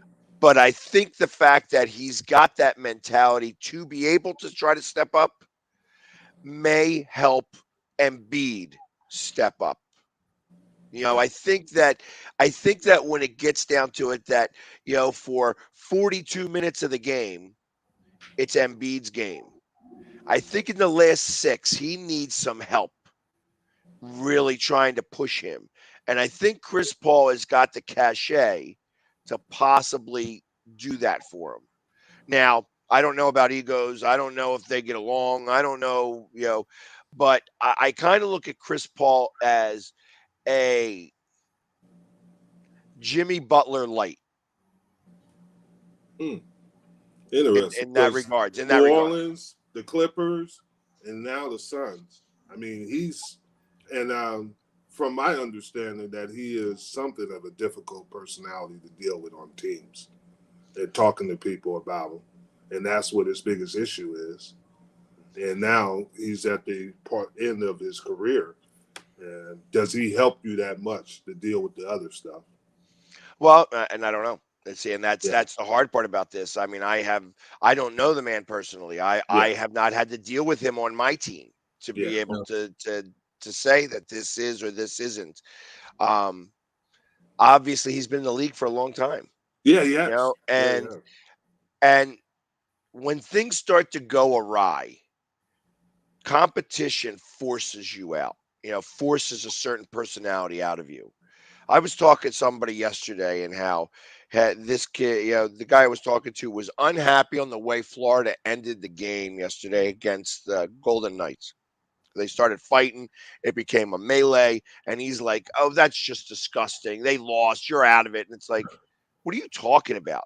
Like, that just shows the fire. Like, you're there. You're desperate to win that now. You're down now 3-1 at this point, but they were around the net. They were trying to put the puck in the net. They couldn't do it. The competition and the frustration level overfills you, and it explodes out, and everybody starts to fight at that moment. They didn't get it done. The frustration level starts to mount, and the competition portion of you creates the fight. And I feel like that there's probably some truth to that in Chris Paul, and that when it comes down to it and things aren't going well, when you start running into that quicksand at the end of a game where you can't seem to get out of it and you can't seem to solve the problems, and you just know that ultimately you're going to lose, you get angry. And I can imagine that that's if that's what they're talking about, then I'm game for that. I want somebody with the fight. I want somebody to start, getting up in other people's rear ends, you know what I mean? And just, and trying to push them for a little bit more. Now, maybe the way he talks about it, maybe the way he says those things, maybe the way he gets up in their rear ends isn't the way that anybody wants to get spoken to, because you don't yell at me. I'm a man. You know what I mean? You don't need to yell at me. You can just tell me what I need. But some people, if you're gonna yell at me, I'm gonna yell back, and that's just the way I react. Some personalities don't know how to react that way, and they just get offended. It's a different world nowadays where I could yell at you, Jim, and you would yell back at me, and we could have an argument, and at the end of the argument, it's over. That nowadays it's like my feelings are hurt, and I'm not happy about it. And that's where I feel like that's some of the age difference between Chris Paul and some of the people and some in of the these league. I think his issues were not with Booker, with Ayton, the center, from what I understand it. And that was more of the issues than with Ayton. And obviously he got Durant. And just like you said, they didn't get to the point where they wanted to do, obviously, the NBA Finals. and Denver is the team right now. Denver is playing really well, and you can't argue that. But you're right. Hey, Pags, you talked a little bit about the Golden Knights. They won, of course, 3-2. They're up 3-1. What I noticed about the Golden Knights, and I've been following the Stanley Cups a little bit, is their defense, especially the way they help out that goalie around the net. Mm-hmm. It seemed like the Panthers, they were trying to get the shot in, but they were all over in front of like a wall in front of the goalie. They're a defensive team first, right, Pags? Yes. I mean, every time that Florida went to shoot the puck, there was 3 guys in front of the net. That's hard to be. You know, by the time it gets to the goalie, you just better hope that the goalie's got the holes covered. You know what I mean? And that goalie's a monster goalie. He's like 6'5", 260. Yeah. So he's got a lot of space he can cover.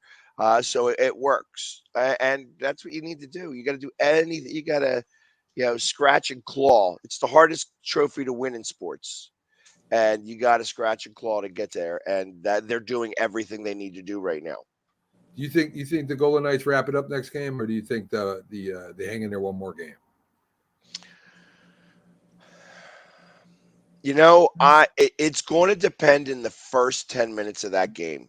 Florida's going to come throw everything out at them, and Bobrovsky's got to. It seems that he's been letting up an early goal. Like they just have been able to get to him early, and they have to protect the net to be able to do that. Is Bobrovsky strong enough to be able to carry them past the next 3 games? It's possible. Is it likely?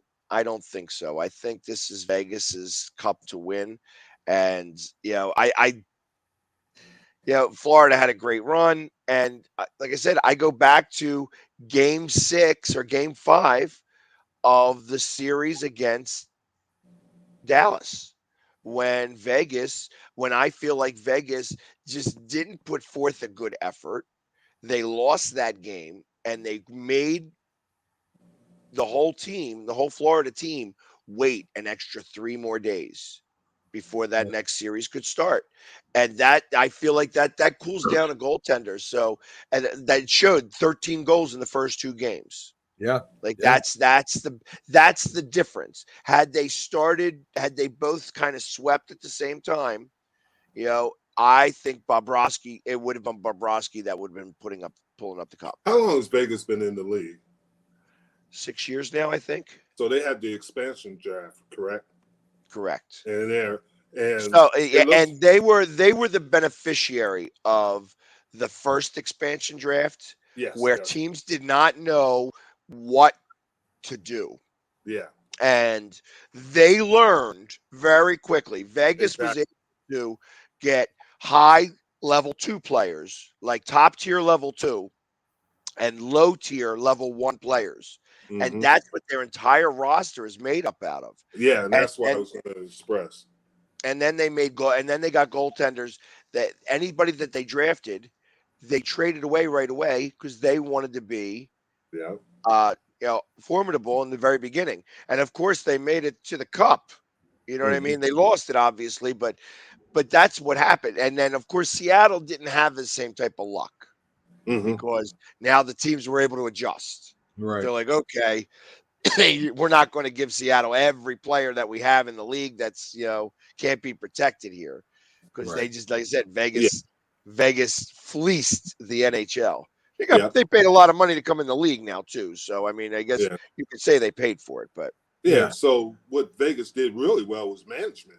Management did a good job of doing the things that you just expressed. And you can see that in their roster. Pags, Philadelphia lands Sean Desai, I guess is his name, Desai. Strong reputation for a great coaching career with the Bears. 2021 as defensive coordinator. He was the Seattle Seahawks as a defensive coordinator, assistant head coach. And, they're talking that he may be responsible for overhauling his defense to keep it a top 10. So from Chicago, where he was defensive coordinator 2021, and also an associate head coach with Seattle. That's it's our defensive coordinator. He is of the same. I'll say subscribes to a similar magazine to Gannon. He's not a blitzer, and I get nervous about that. Like Gannon was like the worst at blitzing, but had the best defensive line, so we were able to get all those sacks. And because we were able to rotate them in like that, it really did make a difference. This year, I think that although Jalen Carter looks like a beast and is showing up like a beast in camp, I feel that it is still a year away for him. I think that you're going to see more out of the second year, player, the one we got last year from Georgia. I think that just because there's a learning curve that has to occur. So that's got to happen. You have to do that. But I think that there's not going to be much of an overhaul. It's just a matter of putting people in place to actually succeed and knowing when to call a blitz, when you need a play, when you need something different to occur, you have to call something different. Yes. You can't just keep doing the same thing over and over again. And I feel like that was the biggest mistake that Gannon made in the Super Bowl last year. But now we know why, because he didn't really care. He was staying in Arizona. Yeah. That was why we got draft picks. Pags, when you have a quarterback like Mahomes, you could get burned if you blitz too. It's yeah. You know what? Listen, you could get burned anyway. You know what I mean? It doesn't matter because you're playing against Mahomes. So it's like those are things. That's what I'm saying. Sometimes when you need something different to occur, you have to call a different play. You have to do something different. You can't just continue to hope that we're going to get to them or hope that things are going to change. You have to sometimes make something change. And that's where I feel it's going to be most important. That's, out of the Super Bowl, it's funny because you could absolutely say that the equipment manager had a part to do with the Eagles losing the Super Bowl. And if you could say that, then you could say that that was a franchise loss in total, that it wasn't just one player, it was the entire franchise that lost that game. And that this entire team learned from the mistakes that happened in the second half of that game. And I think that they improve on that. I'm beginning to feel now, especially after seeing the guys yesterday, just watching the camaraderie they had on the field, just kind of playing softball. You know what I mean? It was just kind of funny and just, it was a fun day. But ultimately, it was interesting to watch just how they have gelled together as a team and how they surround each other and how they have each other's back. And I think that's the big deal with this team. I think that's going to make the biggest difference. And I think that they are going to go back to the Super Bowl and try to finish what they started. We shall see. They're the odds-on favorite for the NFC, that's for sure. The Phillies are flirting with 500, Pags. What do you think? Do you think they can get that wild card over there in the National League? Yep. Really? I think that eventually it seems like the schedule was not really kind. And there wasn't many teams that were under 500 that the Phillies got to play in the beginning half of this season. And of course you saw, hey, when we started to play under 500 teams, we started to win. So I think that there is, as they go throughout this season, and this season, like it says, we haven't even started on the AL Central yet. That doesn't have a team above 500. You know what I mean? We haven't even started really with, some of these other teams that stink. You know what I mean? So it's like, I think that there's a lot of wins involved with that. And I think that, they are going to be able to get that wild card. The thing interesting between the AL and the NL is that there's not as many teams in the mix right at this point, though it's early, but there's not as many teams in the mix for the wild cards as there is in the AL. AL East has, 4 or 5 teams that could do it. Then you look at the West, and they got another 3 teams that could get in there. But with the NL, so you might be right, Pags. I mean, you really got the Dodgers and San Francisco out there, that are available for the wild card. Really, I mean, looking at it right now, you have the Marlins. You got Pittsburgh. I mean, Milwaukee, right? Right. But they're going to win that division. 34 right? and 31. Yeah. Well, no, they're behind, aren't they? Well, it's Pittsburgh leading it by 1. Right. Well, they're tied. And is Pittsburgh going to be able to sustain? This is their first time where they're actually doing something worthwhile in a long time. It's overdue for Pittsburgh. It's like I really feel like that they built that gorgeous stadium, and then they stopped spending money on their team, and hopefully that actually gets some people in the stands, and that ownership can actually start to spend some money more on that team, because it really is a gorgeous ballpark, and it's a shame that the Pirates have stunk for so long. When I look at the Pirates as similar to the A's, when you haven't made the playoffs, you haven't even had 500 record in like 12 years or something like that. It's disgusting. It's time for you to start to figure things out a little differently. So, but I don't know. I like that, but I don't know that they're going to be able to sustain. The Cardinals are not doing anywhere near what they were doing leaving last year. Right. So, yeah, I really think it's going to be between Milwaukee and Pittsburgh. But I think that as they play better teams, those groups play better teams, they are going to start to come back towards the pack. And it's going to be you either win the division or you're out. That's what I think is going to happen. I think a lot better for wild cards for Philly being the NL than the AL. Of course, different divisions, but you know what I'm saying. A better chance of getting a wild card. We have to get a pitcher in that solidifies the rotation, not just being a 4th or 5th starter, but starts to galvanize.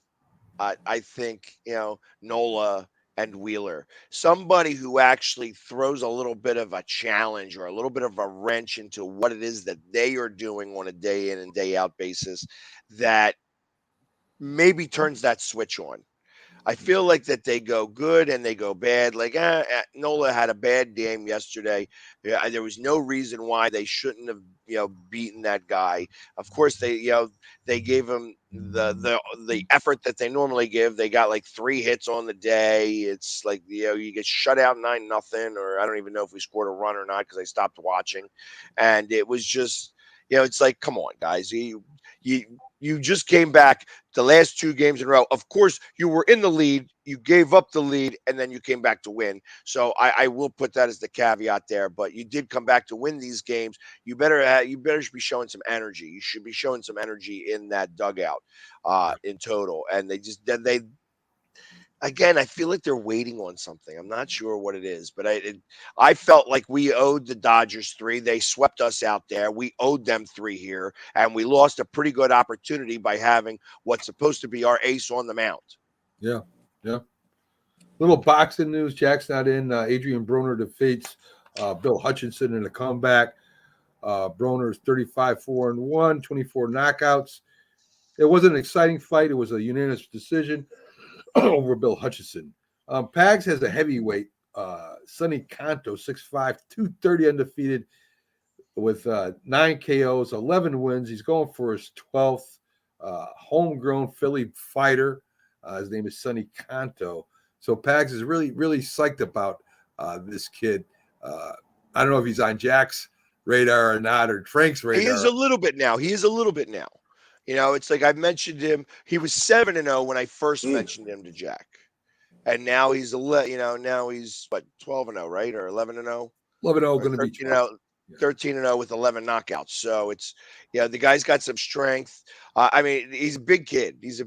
And I told him, I said, when he gets the title fight, I'm going to be there. You got to bring me in. I'm going to be the Philly sports guy, and I'm going to represent Philly for him. So be part of the entourage going in wherever the fight is. Hey, Philly's got a lot of great fighters, history of great fighters in Philadelphia. So maybe this kid comes up. He's homegrown, so he'll have Philly all behind him.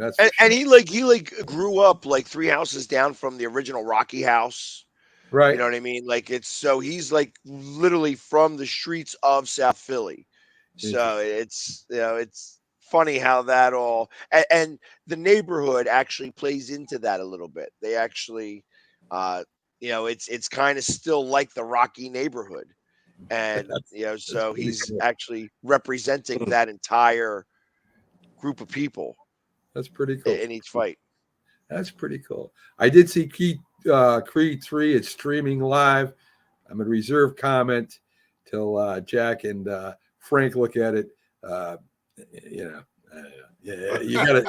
gotta see it. It's not the same as the Rocky movies and the Creed movies before. So you might like it, you might not. So anyway, folks, thanks for joining us this week in sports with Mac, Jack, and Jim Jeffcoat. Jack will be back next week.